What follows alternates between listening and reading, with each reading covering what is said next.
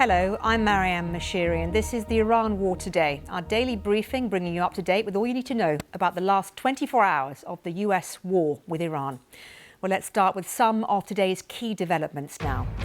Despite threats of decapitation from the White House on Monday, the US seems confident that some sort of deal can be struck. Trade Secretary Scott Bessent says a deal to open the Strait of Hormuz is likely. We are in talks with the Iranians, and I think there is a chance we may have a deal today or tomorrow to open the strait and move towards a more normalized position in this conflict. Well, there are no direct talks currently planned between the US and Iran, but the optimism comes from reports that Iran and Oman are nearing a deal on navigation methods through the strategic waterway. It would include a service fee split between both countries. Meanwhile, Yemen's Houthis claim they've hit a sensitive target at Saudi Arabia's Najran airport with a drone strike. The group, which is one of the number of Iranian proxies operating in the region, has launched a number of strikes at Saudi oil facilities and remains a major threat to shipping in the Red Sea and Bab el-Mandeb Strait. Well, despite the regional attacks and closure of the Strait of Hormuz, big oil companies have reported record profits as Goldman Sachs warns oil prices will remain high until the conflict is resolved. So could there really be a deal as soon as tomorrow when it comes to the Strait of Hormuz? Well, US Secretary of State Marco Rubio says nothing is agreed yet, but America's top diplomat said there's been progress in discussions with Iran and Oman. Well, I think there's two things to talk about when there's a deal. There's the big deal, which is the one that has to do with their nuclear ambitions. They can never have a nuclear weapon. The president's been cleared about that. So the denuclearization of Iran is the ultimate deal. I think the immediate deal, and the one that you've seen a lot of focus on, is the Straits. The Straits, there are ships moving through the Straits. There's oil moving right now through the Straits. So the Straits are open. Nonetheless, I think that there's a conversation and a negotiation that we are involved in between Oman and Iran on how more ships can be able to go through there safely in the short term as we move towards these longer term talks about denuclearization. And suffice it to say, there's been progress made in those talks, but not finality yet. We're hoping that will happen very shortly. Okay? So let's look closer at that potential deal between Iran and Oman on the Strait of Hormuz.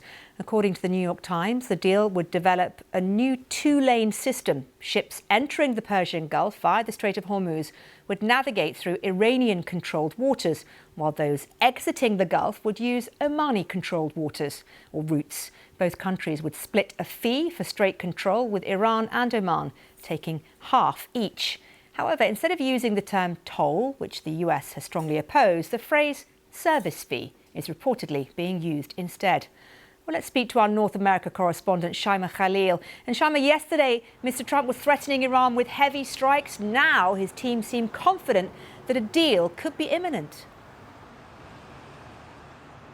I think the language and the discrepancy in the language has been part of this pattern and cycle that the Trump administration has used in the past 5 months, going into the 6th month, really, of this war. President Trump using heavy language like decimation, decapitation, World War II scale military action, then pulling back, citing diplomatic efforts, Iran denying diplomatic efforts. And then you get top diplomats like Marco Rubio getting into the nitty-gritties and saying, look, there are talks that are happening over some details. Does that mean that these two sides are sitting together around a table? Highly, highly unlikely. Oman really seems to be the key negotiator here, or the key mediator between the two sides. And really, the devil is in the detail. There are so many things to unpick.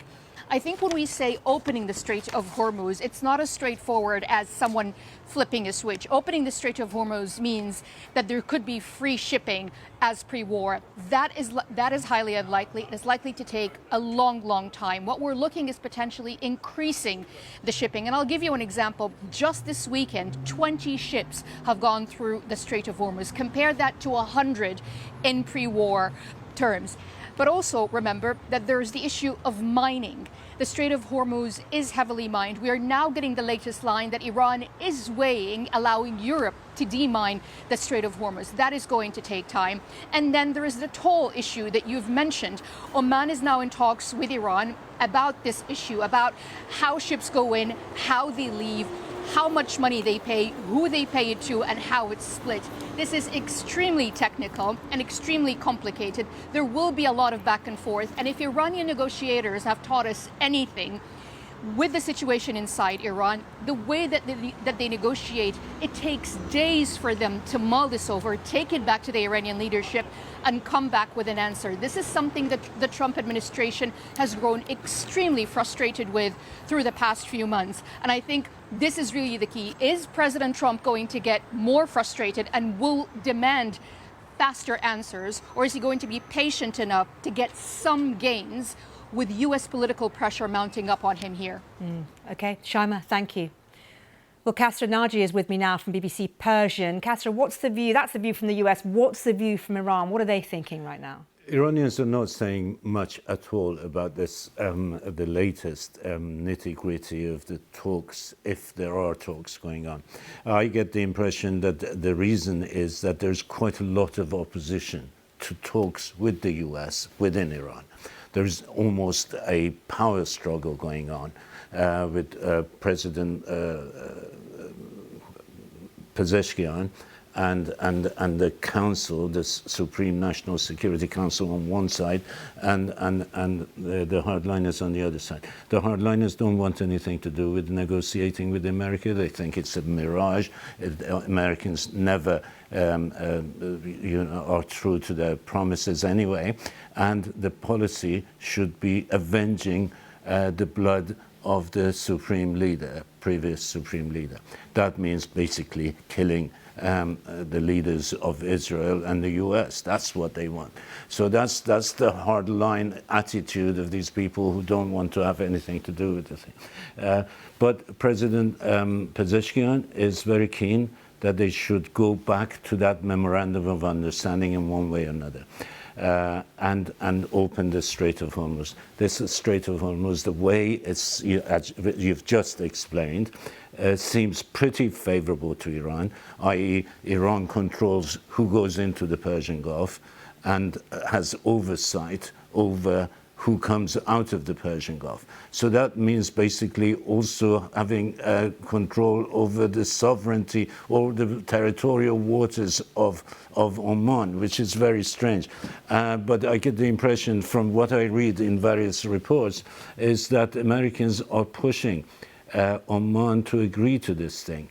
Whether they see this as an interim agreement or a permanent one, we don't know. OK, Kasra, thank you very much.